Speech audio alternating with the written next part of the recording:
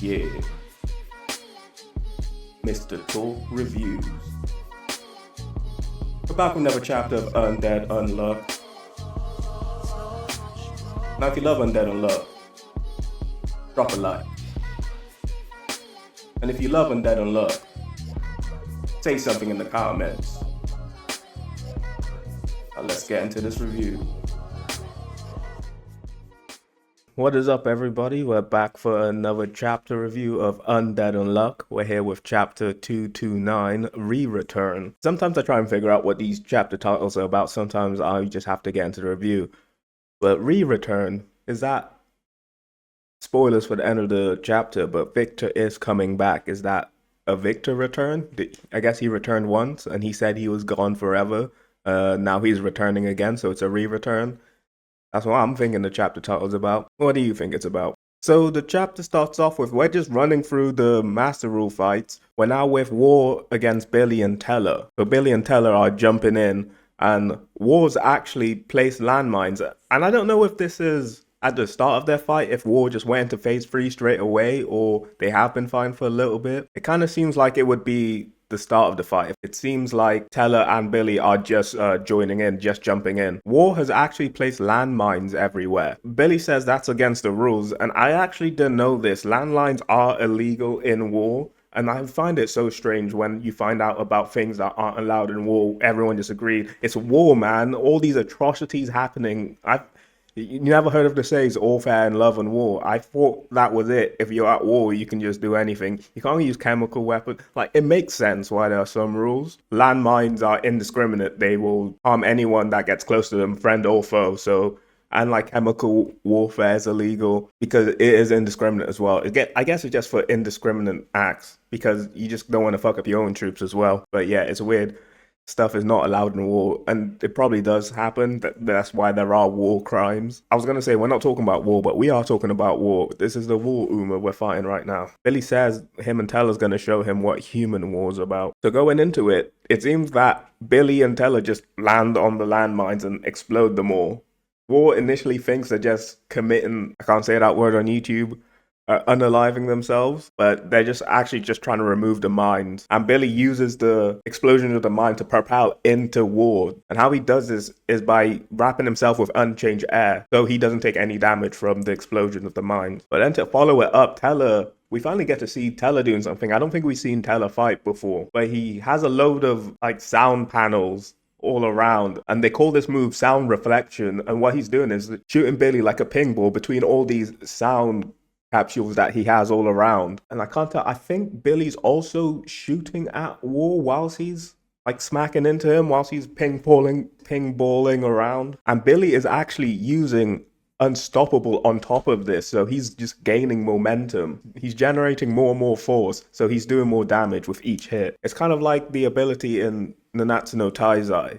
There was a 10 Commandment member, and she had, I think it was called like Rockstar or something, and every punch did more and more damage. It's actually a common trope. I know for sure there's other animes I've seen that kind of a ability done in. So next we go over to what's happening with Andy and Fuuko. It looks like Death and Luck haven't gone into phase 3 yet, and it seems Andy and Fuuko are preparing something. It looks like Fuuko does touch Andy with her bare skin on the cheek, right before Death swings down on Andy with her scythe and splits him in two. And whilst this happens, Andy says the rest is up to Julia. And speaking of Julia, we go to her facing off against Soul. She's now on the back of Top, and all the other Union members are just behind Soul, smacked into the wall or the ground. You can see the craters behind them have a Soul just did like a huge energy attack and probably smacked them into the wall. It looks like they're pinned against the wall with some kind of Soul spear as well. I can see Phil and Nico. It looks like there's unburned at the bottom. But yeah, they look stabbed through with something, so they're like held in place right now. Soul is doing the usual Uma stick, talking crap. He's saying the output one person Soul can give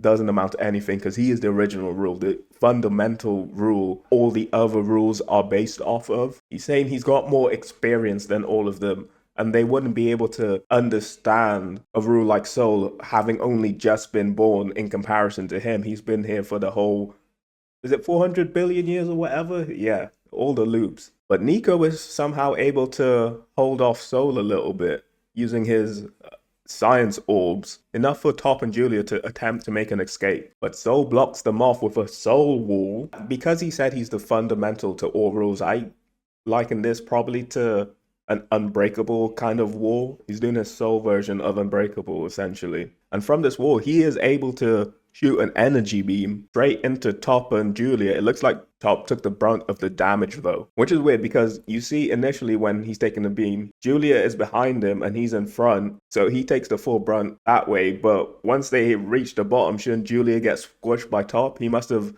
done a quick maneuver to turn her around so that she doesn't take as much damage. But I don't know how he would have been able to pull that off. But with all her allies down, Julia still stands strong, and she has quite an aura around her, probably nothing in comparison to what Soul could do, but she stands her ground nevertheless, and Soul tries to finish it off with a Soul Beam attack. He needs to shout out some names for these attacks. I need some named attacks. I can't just be saying Soul whatever he's doing all the time. I guess Andy would call it a Soul Road, but he doesn't call it that. He must have his own name.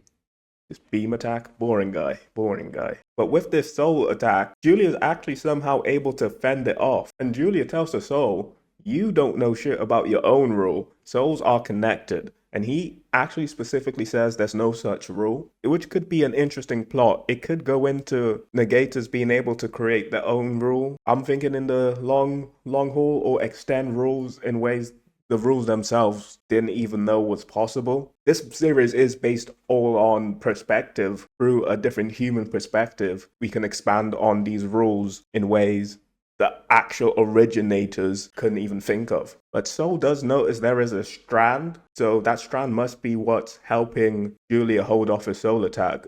But my question is where it's coming from. Next up, we do get Shen and Mui coming in, and it seems they do their own soul attack as well. Kon Shin Kon Ha Eternity True Soul Wave. But it seems like Soul just shrugs this off and does another of his own beams. But you see what I said? You see what I said? So Shen and Mui just figured out how to use soul powers, and they already have name for their attacks. You've been around here how many 400 billion years? You ain't got no name for your attacks? Come on, man. You need to do better. But yeah, with Shen and Mui there, Soul is wondering what is Time doing? And you don't have to worry about Time. My boy Fang is on his ass. And I actually want to bring up that we do see a panel of Fang, and he is getting older. So he needs to wrap up this Time fight pretty quickly. I do want to go back to that fight. That's probably my most hyped fight. I think Shen is my favorite characters fighting-wise. Maybe, and... Nah, I to be honest, I prefer Shen fighting wise. I just like his character and how he goes about doing his thing, how he presents himself. Half of Andy's head arrives, and this must have been what Andy and Fuuko were cooking up whilst they were fighting Death when she split him in half. There should be some unluck in this head as well. Maybe it'll be enough to distract Soul for a little bit. We have a bit of a smoking gun situation. Julie jumps towards Andy's head, and while Soul tries to stop her, there's a soul chain that wraps around his leg, and it's none other than Ichico. Yeah, remember back in the language arc? Soul did want to get rid of Ichico because she was getting a bit too much of a grasp on how the soul works. And here's a perfect example why he was so fearful of Ichico. She's actually able to make solid constructs from her soul. Her soul manipulation level looks to be to the level of, or comparable to, Andy. I think greater than Fuuko, because I don't see Fuuko doing this. Andy was able to do the soul chains. Ichigo probably couldn't hold all the master rules together with soul chains. It looks like this could be the max of her soul output, just these chains at the moment, but it does show a great level of soul manipulation. She also did die just like Shen did, so maybe through that she got an even greater grasp of the soul as well. Soul manipulation tier list at the moment, I'd say Andy at the top, then Fang, then Ichigo, then Fuuko. But yeah, this is where the chapter ends off. Julia gets to Andy's head. She shouts, "You're needed, Victor!" And she's stabbing Andy through the part where Remember used to be. And yeah, our boy Victor is coming back. Maybe we'll get that flashback I wanted. Maybe he'll explain some stuff to Julia.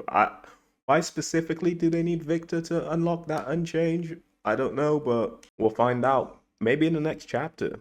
You think... with the pace Undead Unluck goes at, I feel like at the end of next chapter, we'll see Injustice come back. But yeah, that is all I have for this chapter. Thank you for watching if you made it this far. and I'll see you later.